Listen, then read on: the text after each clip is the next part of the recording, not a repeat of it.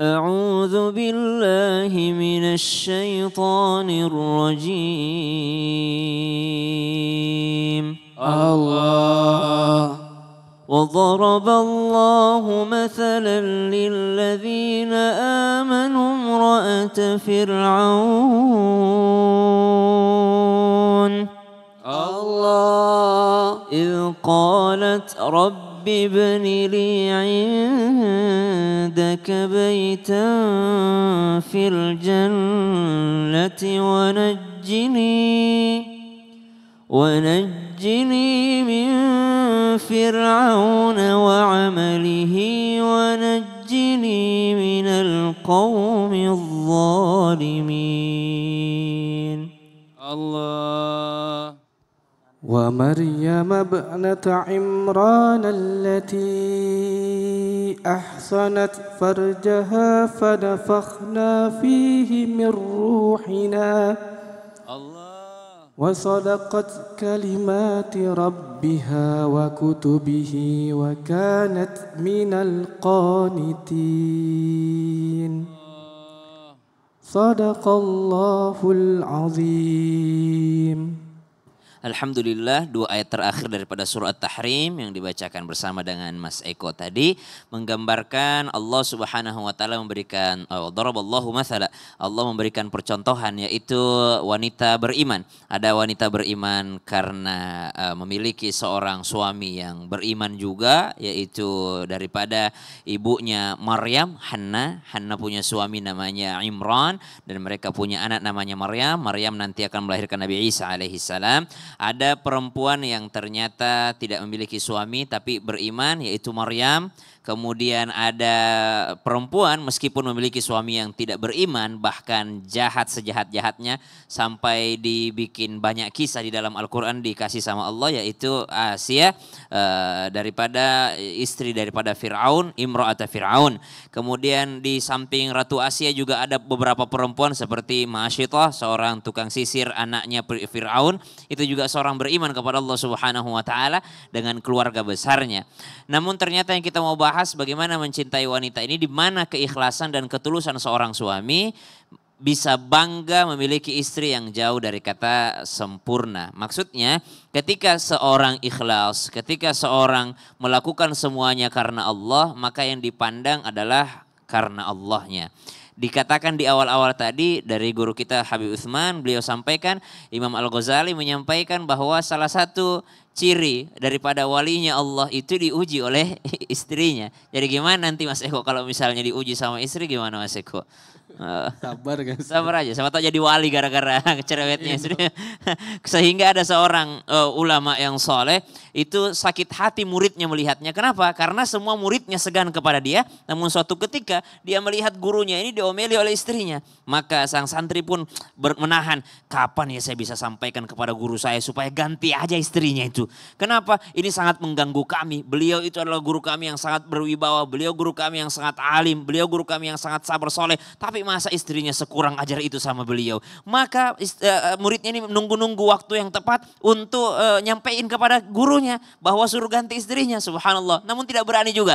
Waktu ketika malam beliau pun bermimpi berjumpa dengan gurunya. Dia melihat kenikmatan yang didapatkan oleh gurunya. Dia datang kepada gurunya baru mau menyampaikan maksudnya. Wahai guru, saya daripada ini baru mau menyampaikan. Lalu tiba-tiba gurunya menyampaikan, jangan kau sampaikan maksudmu karena kalau kau sampaikan maksudmu engkau tidak akan pernah melihat saya bahagia. Maksudnya yang membuat saya berada di tempat yang bahagia dan mulia ini adalah karena saya sabar menghadapi istri saya. Subhanallah. Jadi tidak salah ketika dikatakan kalau suami ikhlas, kalau suami niatnya karena ibadah, kalau niatnya karena ingin mendapatkan ridhonya Allah Subhanahu wa taala, pasti kesabaran itu akan muncul dengan sendirinya. Masya Jadi Allah. ada namanya the power of niat ataupun kekuatan niat. Tidak semua orang, siapa sih yang tahan mendengar orang cerewet itu, tidak ada yang tahan. Siapa sih yang sabar melihat perempuan cemberut mulu, mengeluh mulu, kufur mulu daripada nikmat. Tapi apa yang bisa membuat kita tahan itu? Kesabaran dan niat karena Allah Subhanahu wa taala. Masya Allah. Udah sini aja Ustaz Syam, jangan kemana-mana. Oke. Masya Allah luar biasa ya. Tadi kalau punya istri cerewet sabar,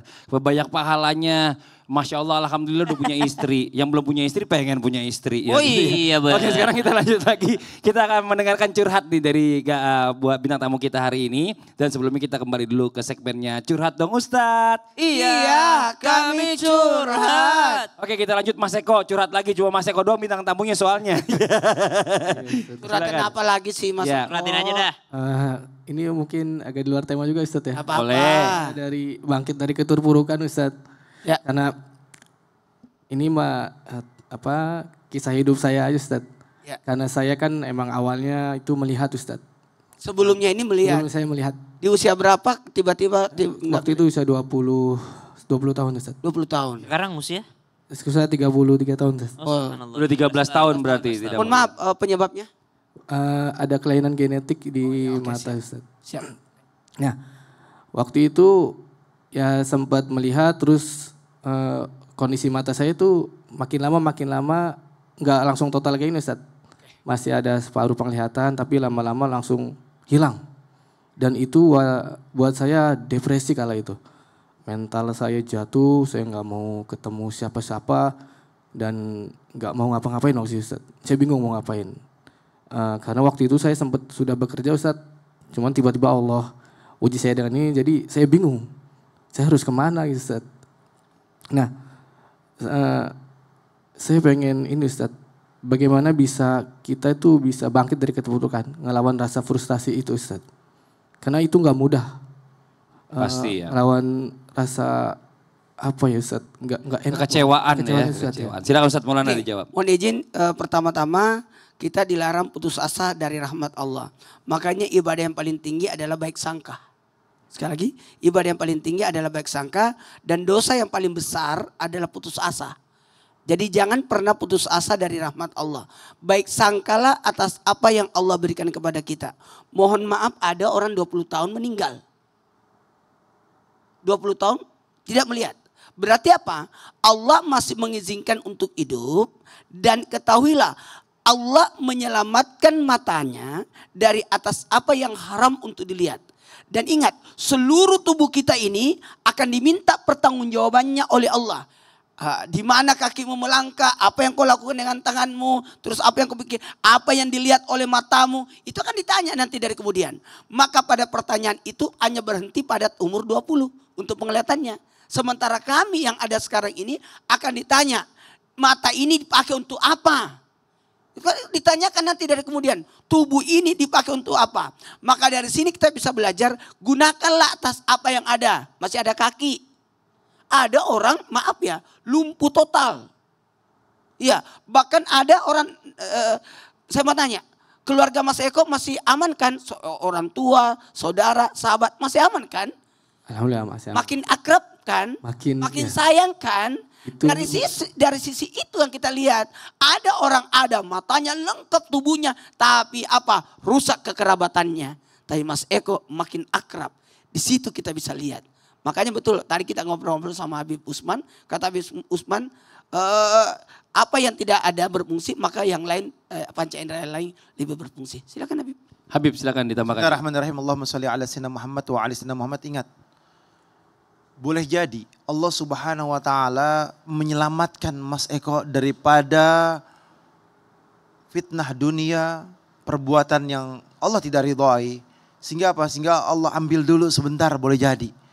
Atau mungkin boleh jadi juga Allah sengaja mengambilnya biar Mas Eko tidak maksiat, tidak melakukan perbuatan dosa, tidak melakukan perbuatan yang Allah tidak ridhoi. Boleh jadi mau terjerumus ke dalam perbuatan maksiat tersebut sehingga Allah jaga karena Mas Eko ahli surga Allah. Boleh jadi Mas Eko ini adalah penduduk surga. Boleh jadi juga Mas Eko ini mempunyai kedudukan yang tinggi di mata Allah Subhanahu wa taala. Dengan keimanan, ketakwaan kepada Allah, bangun malamnya, baca Al-Qur'annya, niatnya, istiqomahnya, belajar, walaupun nggak bisa melihat, belajar, berusaha untuk dengan kupingnya mendengar, dengan tangannya membaca, dengan tadi itu? Al-Quran Braille. Mudah-mudahan Allah Subhanahu wa taala berikan anugerah yang besar buat Mas Eko. Amin. Ingat, Imam Bukhari kecil itu nggak bisa melihat, doa ibunya bisa membuat melihat. Apapun yang Allah kehendaki bisa saja terjadi. Dekatkan diri kepada Allah, munajat kepada Allah, insya Allah Allah beri kenikmatan.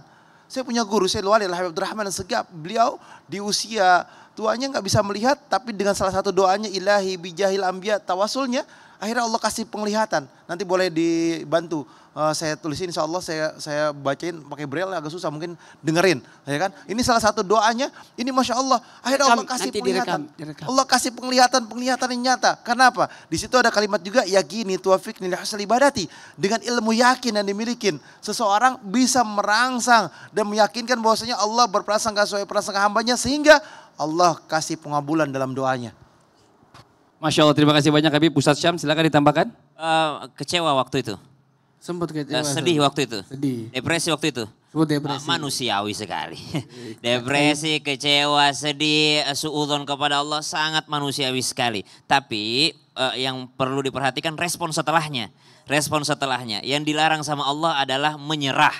Menyerah itu yang dilarang sama Allah. Kalau kecewa diperbolehkan sama Allah. Sedih diperbolehkan sama Allah. Bertanya-tanya diperbolehkan sama Allah. Sebagaimana waktu diciptakan Nabi Adam alaihissalam. Bertanya-tanya malaikat. Untuk apa diciptakan ini Allah? Untuk apa yang diciptakan? Ngapain ciptain manusia? Mereka bertanya-tanya subhanallah. Tapi respon setelahnya yang menentukan. Respon malaikat setelah bertanya apa? Subhanaka la ilma lana illa ma'allamtana. Maha suci engkau ya Allah. Tapi respon iblis setelah bertanya apa? Ana khairum minhu khalaqatani min nari wa khalaqatahu min tin. Saya lebih baik daripada Adam. Saya dari api, dia dari tanah. Jadi yang menentukan itu respon setelahnya. Sedih boleh, depresi boleh, kecewa boleh, menangis boleh. Tapi setelahnya jangan menyerah. Masya Allah. Kesimpulan dari guru kita Ustadz Maulana. Kesimpulan dari tema kita hari ini, terima kasih sudah memiliki. Terima kasih sudah memiliku. Ada 4 kalimat di dalamnya. Yang pertama bentuk kesyukuran. Karena atas nikmat yang Allah anugerahkan kepada. Kemudian memuliakan pasangan. Kalimat ini mengantarkan bahwa pasangannya mulia, dia pun ikut mulia. Yang ketiga adalah menghargai pasangan itu sendiri. Dan yang terakhir bagaimana kita berterima kasih. Tahu nggak makna terima kasih? Terima dan kasih. Terima kasih. 1, 2, 3. Terima kasih. Masya Allah, terima kasih banyak buat guru-guru kita. Terima kasih banyak juga buat Mas Eko sudah hadir di Islam Itu Indah. Dan juga buat jamaah Islam Itu yang ada di rumah. Mudah-mudahan pertemuan kita hari ini bermanfaat. Dan sekali lagi mohon maaf atas segala kekurangan. Wallahu muwaffiq ila aqwamit thoriq. Wassalamualaikum warahmatullahi wabarakatuh. Waalaikumsalam warahmatullahi wabarakatuh. Asyhadu an la ilaha